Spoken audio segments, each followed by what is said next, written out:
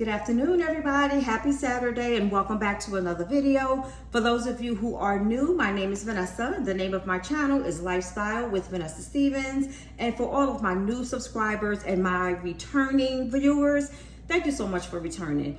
Y'all, oh, hold on. Give me 1 second.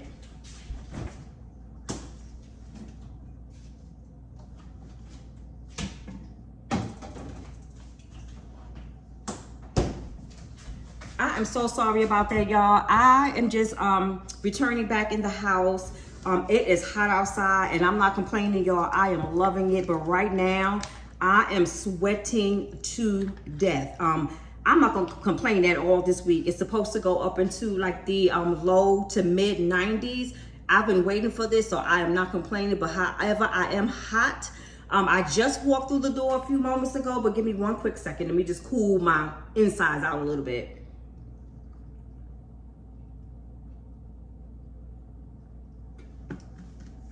Oh, Lord, thank you. Oh, Lordy, I should have did that before I came on camera, but y'all, I wanted to jump on camera with you guys today just to give a little PSA. And as I said, please forgive me for looking sweaty and out of breath. I just came out of the basement, parking my car, ran up the stairs, and wanted to jump on and, you know, give you guys a little PSA while I still remember before I get busy in the house. So today's video is actually for my folks who watch my videos and who may have parents or some family members or loved ones who are in a nursing skill facility, otherwise known as a nursing home. For the majority of you guys who are in my age range, men and women, a lot of you have your parents that are in a nursing home. So I just wanted to make sure that I point out a few things to you guys. Now, I'm not coming to you guys today on this particular topic because there was an incident with my mom, because there definitely was not. My mom, the care that she gets there as far as the work is I would say they do the best that they can do under the conditions that they're working under, meaning that oftentimes they are very short staffed. But what I wanted to say to you guys today, number one, when you are looking for a skilled nursing facility, don't let anybody else, I mean, if you want to be involved, do not let anyone else make that decision for you. Get yourself a list of places and recommendations and go visit these places for yourself, because you are not going to be able to be there with your loved one 24 hours a day. So with that being said, and I don't know if I ever came out and told you guys the full story of how my mom ended up in the nursing care facility, but if you guys are interested in knowing that story, I will definitely tell you. Just put it in the comments. But my mom had a little incident at my house, which made her end up going into the hospital. From the hospital, she went to the nursing care facility that she's in as of now, but she only went there for rehab. So in the midst of her being there for rehab, you know, I thought about it a lot, and I came to the realization that I was not going to be able to take care of my mom on my own. At that particular time, I did not know what her exact benefits were.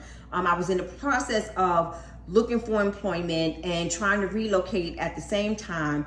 And I knew that I was not going to be able to do anything, you know, like that, you know, as with my mom being with me, because at the state where she's at, she needs 24-hour care, you know, for everything. But as I said, don't let someone else make that decision for you when you want to place your loved one. Everybody have different tastes and they're looking for different things, and you know how your family member is or how they used to be. So you want to try to put them in a place that is somewhat accommodating to them. Now, when my mom got to this facility, I did not know anything about it. You know, you guys know that I'm from New York. I've been in Georgia for about 6 years now. I really don't know anything about Georgia too much. I definitely don't know anything about their skilled nursing facilities. So when the hospital gave me a list of places, I was basically just looking for places that was closer to home. And this place happened to be one of them. This is the first one that I had visited. And being that it wasn't that far away and it was right in the middle between myself, you know, and my cousin and my son would have access, you know, to getting back and forth to see her, you know, I just selected that one. But when she first came in for rehab, she was only supposed to be there for like maybe 2-3 weeks.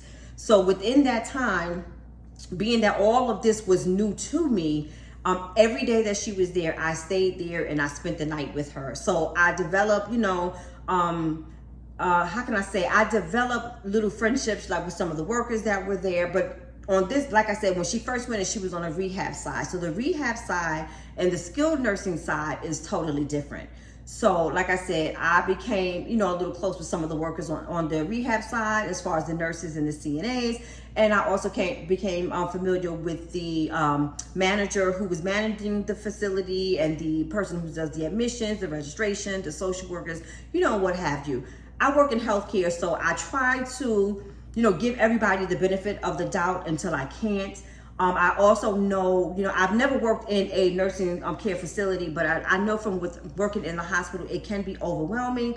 So I try to do the best that I can do without overstepping my boundaries. So with that being said, and I'm going to emphasize, I am not making this video today because there has been or is an issue with my mom. I just wanted to bring light on certain things when you want to place your loved one in a skilled nursing facility. So we're going to start there.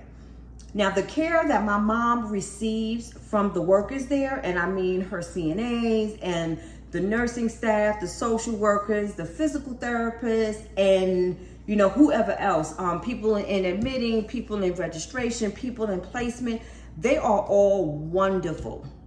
Now, I can say that they are wonderful because we have all gotten to know each other. When I first entered that building with my mom, I made sure that I stayed on everything. Excuse my language, but if I have to be a bitch on this day, I was a bitch on that day. If I had to portray myself as their best friend on one day, I portrayed myself as their best friend. I wanted to get to know the ins and outs. I wanted to know who to keep an eye on. So while I was learning them, they were also learning me. So by the time we got over to the nursing care facility side, things were somewhat smooth for me. And when I say somewhat, that's because the rehab side has certain staff on that side. They do alternate, but not too many of them alternate. But they have certain staff for that side for rehab, and then they have certain staff for the nursing, skilled nursing facility side. So, there was a lot of bumping of heads. There was a lot of me telling them, what they're doing or what they're not doing or what they should be doing, back and forth and things like that, and not being nasty or not being rude.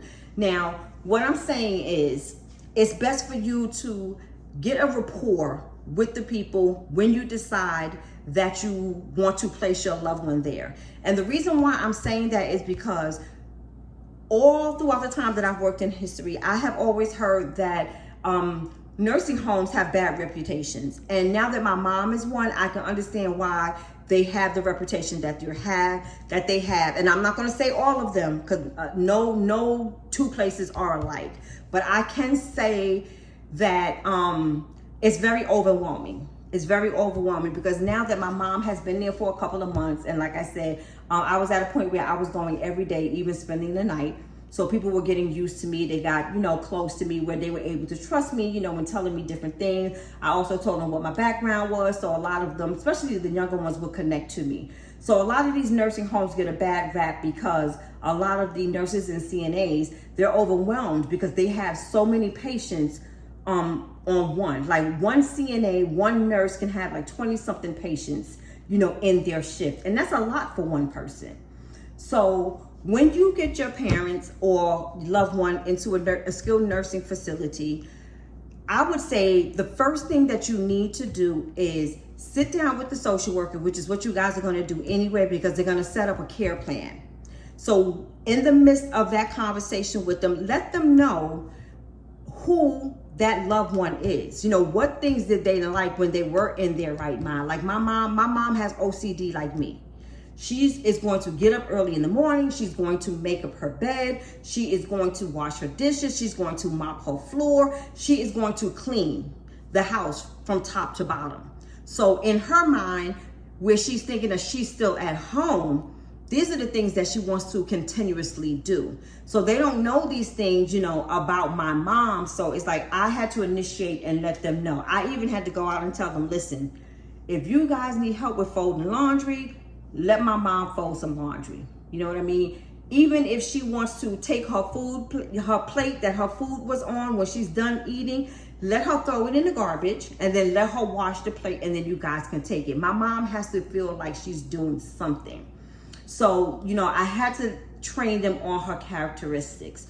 Once I did that, then I had to fall back with coming there like every day and spending the night to see how things were flowing when I was not there. So that's when we had like a little bump in the road, which still was not bad. And I cannot, you know, blame the workers for how they work.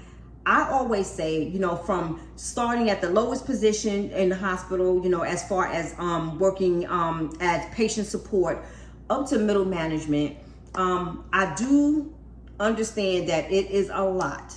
And I also understand that it also starts from the top. If you have a good director, that trickles down to the manager. If you have a good manager, that trickles down to his staff underneath him.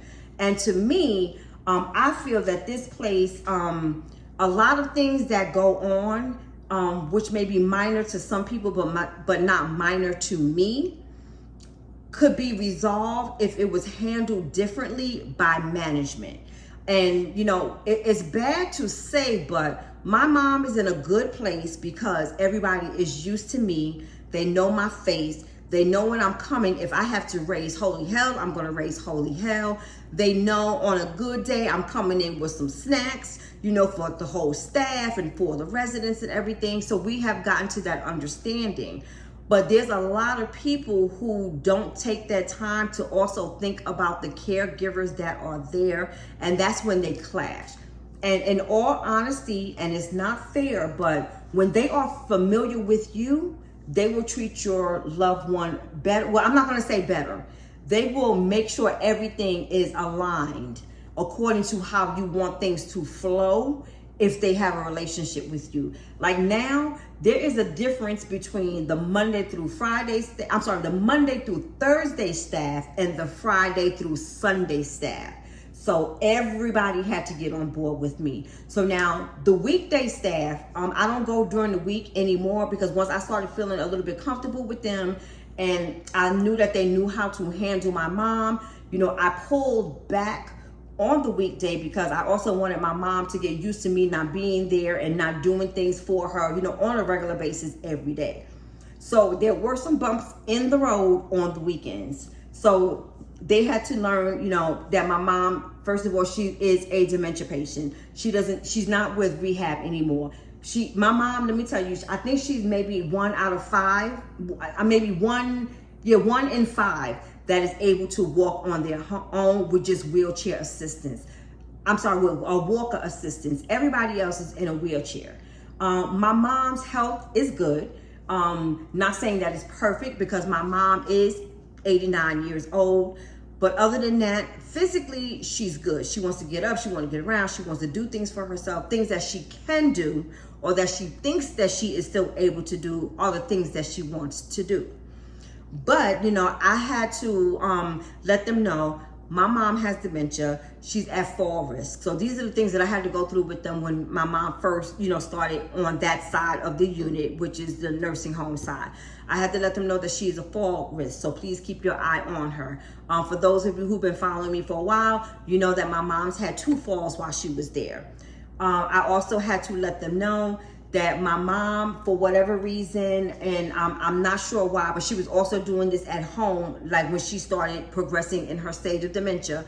But if you don't come back around and pick up her food tray, her food is going to be in her drawers. The plate's going to be in the toilet. It's like going to be all over the place. So I also had to inform them, please make sure you go back to pick up their trays. Now, that should not be something that I have to say, but yet again, being that they are overwhelmed and they have so many patients or residents that they have to deal with all in one shift, it's easy to skate by one room and not remember that you did not pick up that staff's, you know, stuff. So I just wanted to just come on and make sure that you guys, when you're looking for a facility, or if you have a loved one in a facility, make sure you do your due diligence. Try to build a rapport with them, from management to the admissions person to the social worker to the CNAs to the NAs, to the nurses. Make sure you develop a good relationship with them, and also make sure you develop a good relationship with the residents as well, because let me tell you something, it's like being in the streets and somebody don't know how to keep their lips closed. Them residents will talk. If things are not right, them residents will talk if they're comfortable with you. If they're comfortable with you, and you know your loved one is having some issues or something that they're doing, or you know they might have gotten yelled at about, or anything, you will definitely find out. So it's just a matter of you going in, making yourself present, making yourself available, because I tell them, no matter what the situation is, whether she doesn't want to take a shower that day, whether she's being rude to you guys, call me and let me know. And one last thing, I've never showed you guys the routine that I do when I'm with my mom on Saturdays and Sundays, because I don't want to infringe on her privacy. So I'd rather not do that. I may show you when we're out walking, so I'm helping her keep her strength in her legs. I may show you during their little church service, or I may show if we're having lunch or something together in the dining area. But as far as when we're in her room, that is her little private spot. But I would highly recommend, yes, they are there to cater to all of the residents, especially for the ones who cannot do for themselves, such as the dementia patients. So they need help with everything, with the grooming, the washing them up, and doing everything. But when I'm there on Saturdays and Sundays, I prefer to do everything for my mother. Number one, I'm giving them, you know, I'm trying to pass on grace to them, because I understand they're overwhelmed. They have a lot of people call out sick last minute. So I let them know, you know, when I'm here on the weekends, y'all don't have to worry about my mom. If there's anything that I need, or if there's any complaints that I have, I will come to you, but you don't have to worry about my mom. I do everything. Now, the reason why I do that when I'm there on the weekends is because I also, like, I will wash my mother up when I come in. When I first come in, I make sure I get there before breakfast. So I will go and I'll heat up her food, because sometimes they'll just let her lay in the bed, you know, until she's ready to get up to eat. So then the food is either lukewarm or cold, but I know my mom likes her food hot. So I'll come in and then I'll make her get up out the bed, because I don't believe in letting people just lay around, because, you know, it'll make you lazy, or, you know, if you're not active, if you used to be active, that can lead you into becoming very lazy. So as soon as I get there, I get her up out of bed, I go warm up her food, then I will clean up her room, I will change all of her bedding, you know, and I will clean the bathroom, then I'll do all of that. Once she's done with all of that, then I will start grooming her. Now, the reason why I want to wash her up is because I check my mom, because you never know what is hidden underneath the clothes. That's when abuse comes in. God forbid that ever happens, but most of the times in certain situations, if that is something that happens, if you don't pay close attention to that loved one, you'll never know what's going on. So I strip my mom down to the bare, and I wash every inch of her body. I check her head, I check behind her ears, I look, you know, her face, I check her skin, her arms, her back, her stomach, her private, her feet, everything. Even if her skin is looking a little dry, you have to be, how can I say, if your skin is very, very dry to the point of where it's looking white, and you're not normally a dry skinned person, then you know that they haven't been lotioned up for a couple of days. I will make mention of that. I also, you know, make sure that everything is good. I make sure her clothes have been washed, because now I let them wash her clothes. So I just make sure I do my due diligence and make sure that she is good and she's okay.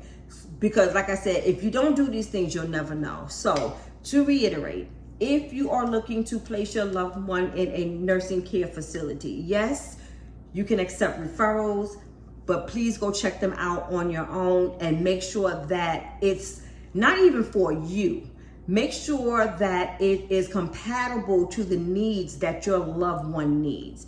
Make sure that they're patient. Make sure that they're not rushing you. Make sure that you walk the halls and smell, y'all. Make sure y'all smell. So basically, that's all I wanted to let you guys know. I hope you guys have a wonderful, beautiful, and blessed day. And please remember to like, comment, and subscribe. And please share this video with those who you think is interested in this type of video. And also, guys, please hype my videos. Thank you so much and have a blessed day.